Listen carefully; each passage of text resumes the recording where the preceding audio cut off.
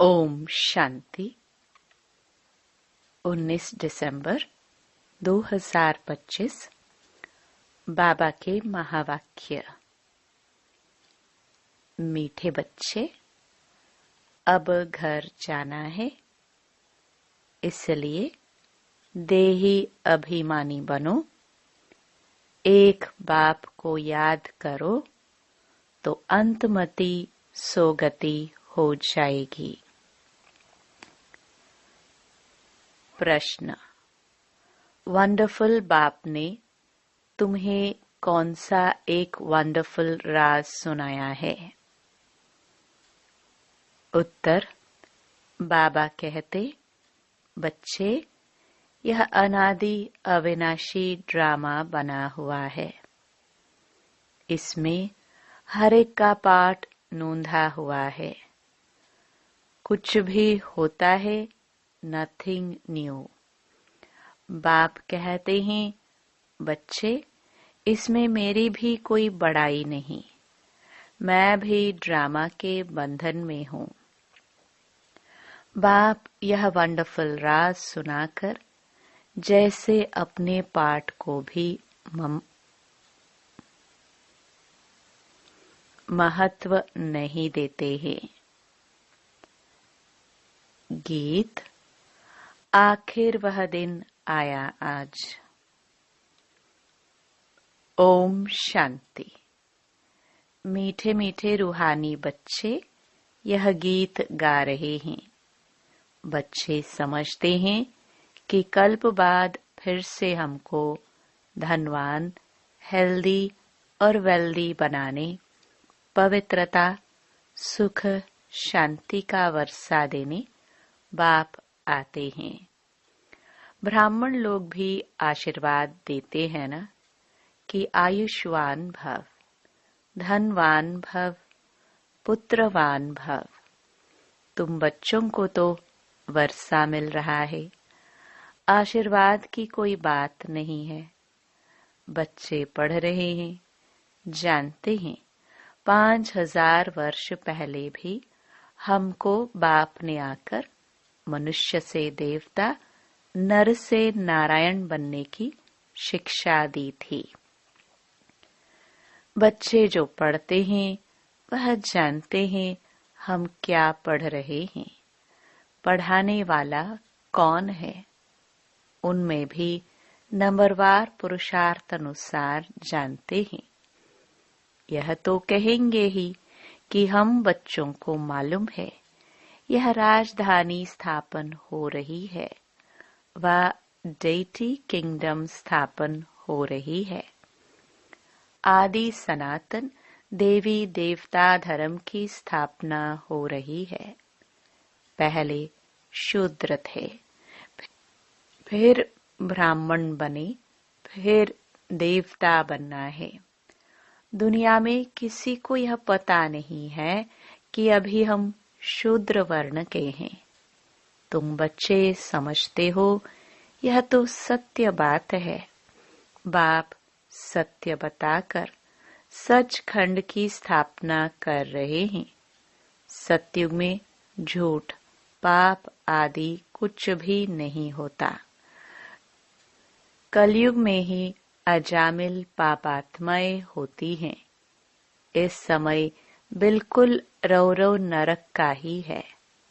दिन प्रतिदिन रौरव नरक दिखाई पड़ेगा।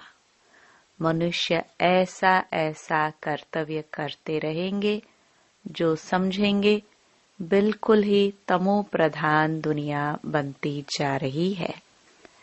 इसमें भी काम महाशत्रु है। कोई मुश्किल पवित्र शुद्ध रह सकता है।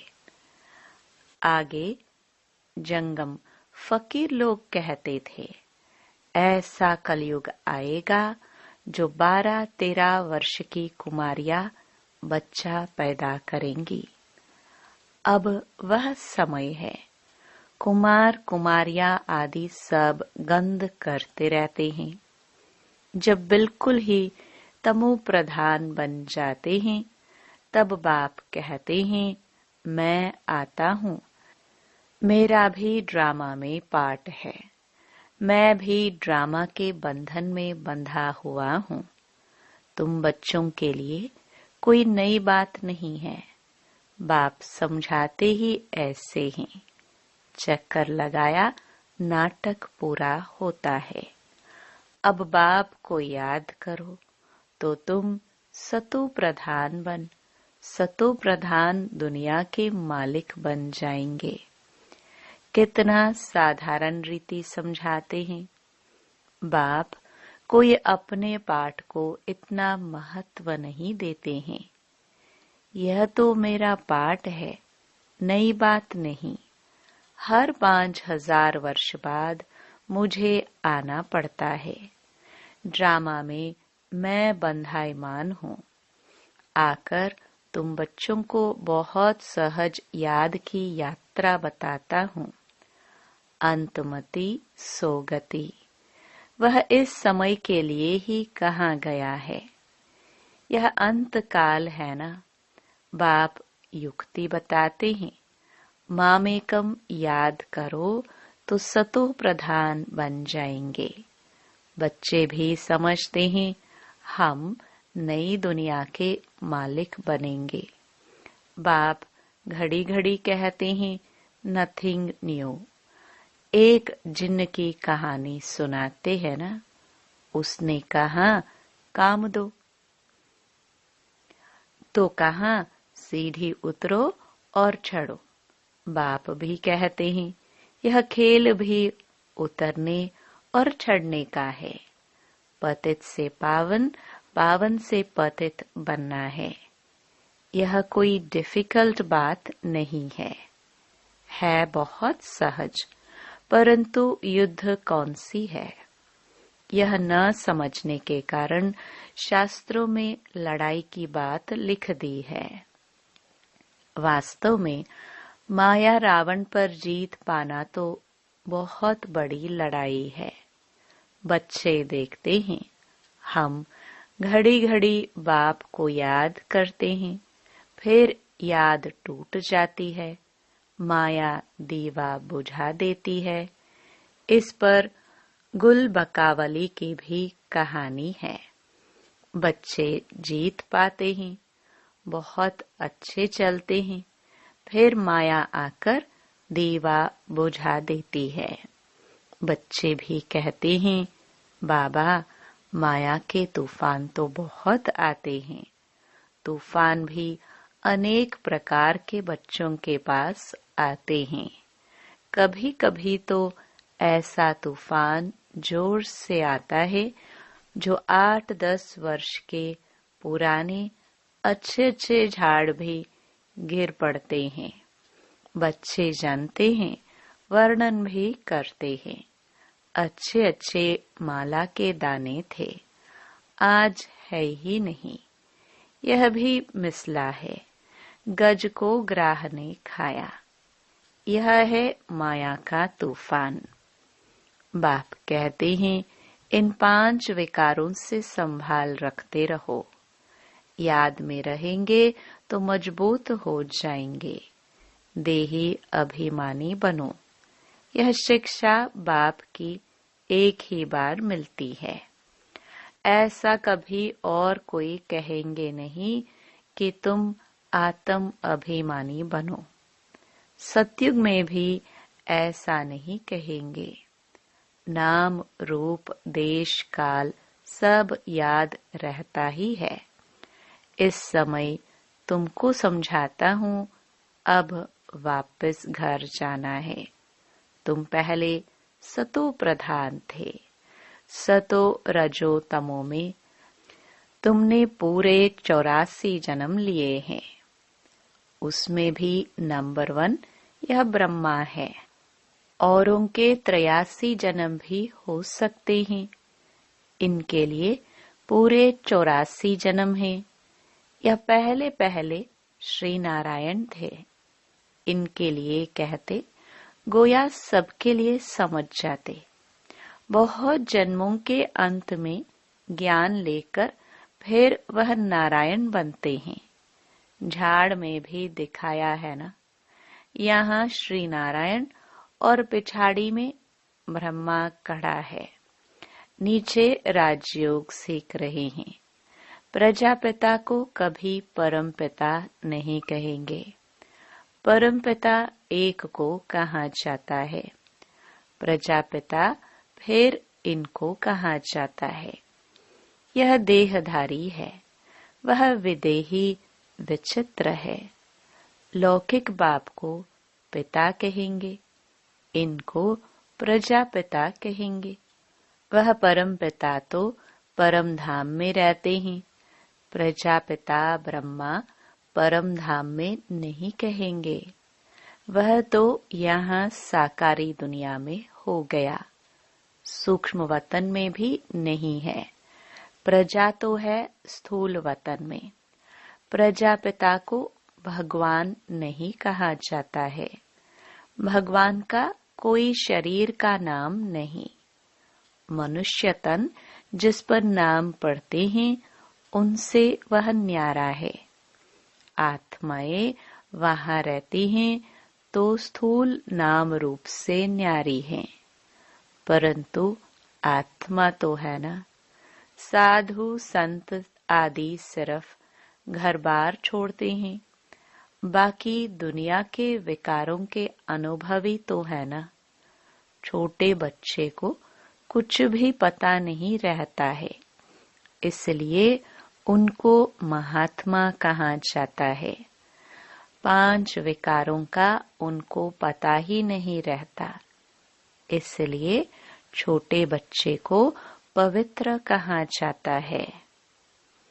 इस समय तो कोई पवित्र आत्मा हो नहीं सकती। छोटे से बड़ा होगा फिर भी पतित तो कहेंगे ना। बाप समझाते हैं, सबका अलग अलग पाठ इस ड्रामा में नोंधा है। इस चक्र में कितने शरीर लेते हैं, कितने कर्म करते हैं, जो सब फिर रिपीट होना है। पहले पहले आत्मा को पहचानना है। इतनी छोटी आत्मा में 84 जन्मों का अविनाशी पाठ भरा हुआ है। यही है सबसे वंडरफुल बात। आत्मा भी अविनाशी है, ड्रामा भी अविनाशी है, बना बनाया है। ऐसे नहीं कहेंगे कब से शुरू हुआ। कुदरत कहते हैं ना, आत्मा कैसी है, यह ड्रामा कैसे बना हुआ है, इसमें कोई कुछ भी कर नहीं सकता। जैसे समुद्र अथवा आकाश का अंत नहीं निकाल सकते, यह अविनाशी ड्रामा है। कितना वंडर लगता है। जैसे बाबा वंडरफुल, वैसे ज्ञान भी बड़ा वंडरफुल है, कभी कोई बता ना सके। इतने सब एक्टर्स अपना अपना पार्ट बजाते ही आते हैं। नाटक कब बना यह कोई प्रश्न उठा नहीं सकता। बहुत कहते हैं भगवान को क्या पड़ी थी जो दुख सुख की दुनिया बैठ बनाई। अरे यह तो अनादि है, प्रलय आदि होती नहीं, बनी बनाई है। ऐसे थोड़ी कह सकते यह क्यों बनाई। आत्मा का ज्ञान भी बाप तुमको तब सुनाते हैं जब समझदार बनते हो, तो तुम दिन प्रतिदिन उन्नति को पाते रहते हो। पहले पहले तो बाबा बहुत थोड़ा थोड़ा सुनाता था। वंडरफुल बातें थी, फिर भी कशिश तो थी ना। उसने खींचा। भट्टी की भी कशिश थी। शास्त्रों में फिर दिखाया है, कृष्ण को कंसपुरी से निकाल ले गए।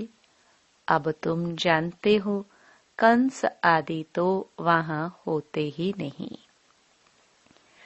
गीता, भागवत, महाभारत यह सब कनेक्शन रखते हैं, है तो कुछ भी नहीं। समझते हैं यह दशहरा आदि तो परंपरा से चला आता है। रावण क्या चीज है यह भी कोई जानते नहीं। जो भी देवी देवता थे वह नीचे उतरते उतरते पतित बन गए हैं। रड़िया भी वह मारते हैं जो जास्ती पतित बने हैं। इसलिए पुकारते भी हैं, हे पतित पावन। यह सब बातें बाप ही बैठ समझाते हैं। सृष्टि चक्र के आदि मध्य अंत को और कोई नहीं जानते। तुम जानने से चक्रवर्ती राजा बन जाते हो। त्रिमूर्ति में लिखा हुआ है, यह तुम्हारा ईश्वरीय जन्म सिद्ध अधिकार है। ब्रह्मा द्वारा स्थापना, शंकर द्वारा विनाश, विष्णु द्वारा पालना। विनाश भी जरूर होना है। नई दुनिया में बहुत थोड़े होते हैं। अभी तो अनेक धर्म हैं। समझते हैं एक आदि सनातन देवी देवता धर्म है नहीं, फिर जरूर वह एक धर्म चाहिए। महाभारत भी गीता से संबंध रखती है। यह चक्र फिरता रहता है, एक सेकंड भी बंद नहीं हो सकता। कोई नई बात नहीं है। बहुत बारी राजाई ली है। जिसका पेट भरा हुआ होता है वह गंभीर रहते हैं। अंदर में समझते हो, हमने कितना बार राजाई ली थी। कल की ही बात है। कल ही देवी देवता थे, फिर चक्कर लगाए, आज हम पतित बने हैं। फिर हम योग बल से विश्व की बादशाही लेते हैं। बाप कहते हैं, कल्प कल्प तुम ही बादशाही लेते हो। जरा भी फर्क नहीं पड़ सकता। राजाई में कोई कम कोई ऊंच बनेंगे। यह पुरुषार्थ से ही होता है। तुम जानते हो, पहले हम बंदर से भी बदतर थे। अब बाप मंदिर लायक बना रहे हैं। जो अच्छे अच्छे बच्चे हैं उनकी आत्मा रियलाइज करती है, बरोबर हम तो कोई काम के नहीं थे। अभी हम वर्थ पाउंड बन रहे हैं। कल्प कल्प बाप हमको पेनी से पाउंड बनाते हैं। कल्प पहले वाले ही इन बातों को अच्छी रीति समझेंगे। तुम भी प्रदर्शनी आदि करते हो, नथिंग न्यू। इन द्वारा ही तुम अमरपुरी की स्थापना कर रहे हो। भक्ति मार्ग में देवियों आदि के कितने मंदिर हैं। यह सब है पुजारीपन की सामग्री। पूज्यपन की सामग्री कुछ भी नहीं है। बाप कहते हैं, दिन प्रतिदिन तुमको गुह्य पॉइंट्स समझाते रहते हैं। आगे की ढेर पॉइंट्स तुम्हारे पास रखी हैं। वह अभी क्या करेंगे, ऐसे ही पड़ी रहती हैं। प्रेजेंट तो बाप दादा नई नई पॉइंट समझाते रहते हैं। आत्मा इतनी छोटी सी बिंदी है, उनमें सारा पाठ भरा हुआ है। यह पॉइंट कोई आगे वाली कॉपियों में थोड़ी होंगी। फिर पुरानी पॉइंट्स को तुम क्या करेंगे, पिछाड़ी के रिजल्ट ही काम आती है। बाप कहते हैं, कल्प पहले भी तुमको ऐसे ही सुनाया था। नंबरवार पढ़ते रहते हैं। कोई सब्जेक्ट में नीचे ऊपर होते रहते हैं। व्यापार में भी ग्रहचारी बैठती है। इसमें हार्ट फेल नहीं होना होता है। फिर उठकर पुरुषार्थ किया जाता है। मनुष्य देवाला निकालते हैं। फिर धंधा आदि कर बहुत धनवान बन जाते हैं। यहाँ भी कोई विकार में गिर पड़ते हैं। फिर भी बाप कहेंगे, अच्छी रीति पुरुषार्थ कर ऊंच पद पाओ। फिर से चढ़ना शुरू करना चाहिए। बाप कहते हैं, गिरे हो फिर चढ़ो। ऐसे बहुत हैं, गिरते हैं तो फिर चढ़ने की कोशिश करते हैं। बाबा मना थोड़ी करेंगे। बाप जानते हैं ऐसे भी बहुत आएंगे। बाप कहेंगे, पुरुषार्थ करो। फिर भी कुछ न कुछ मददगार तो बन जाएंगे ना। ड्रामा प्लान अनुसार ही कहेंगे। बाप कहेंगे, अच्छा बच्चे, अब तृप्त हुए, बहुत गोते खाए, अब फिर से पुरुषार्थ करो। बेहद का बाप तो ऐसे कहेंगे ना। बाबा के पास कितने आते हैं मिलने। कहता हूँ, बेहद के बाप का कहना नहीं मानेंगे, पवित्र नहीं बनेंगे। बाप आत्मा समझ आत्मा को कहते हैं तो तीर जरूर लगेगा। समझो, स्त्री को तीर लग जाता है तो कहेंगे, हम तो प्रतिज्ञा करते हैं। पुरुष को नहीं लगता है, फिर आगे चल उनको भी छड़ाने की कोशिश करेंगे। फिर ऐसे भी बहुत आते हैं जिनको स्त्री ज्ञान में ले आती है तो कहते हैं, स्त्री हमारा गुरु है। वह ब्राह्मण लोग हथियाला बांधने समय कहते हैं, यह तुम्हारा गुरु ईश्वर है। यहाँ बाप कहते हैं, तुम्हारा एक ही बाप सब कुछ है, मेरा तो एक, दूसरा न कोई। सब उनको ही याद करते हैं, उस एक से ही योग लगाना है। यह देह भी मेरी नहीं। अच्छा, मीठे मीठे सिखिलदे बच्चों प्रति मात पिता बाप दादा का याद प्यार और गुड मॉर्निंग। रूहानी बाप की रूहानी बच्चों को नमस्ते। धारणा के लिए मुख्य सार। पहला, कोई भी ग्रहचारी आती है तो दिल शिकस्त हो बैठ नहीं जाना है। फिर से पुरुषार्थ कर बाप की याद में रह ऊंच पद पाना है। दूसरा, स्वयं की स्थिति याद से ऐसी मजबूत बनानी है जो कोई भी माया का तूफान वार न कर सके। विकारों से अपनी संभाल करते रहना है।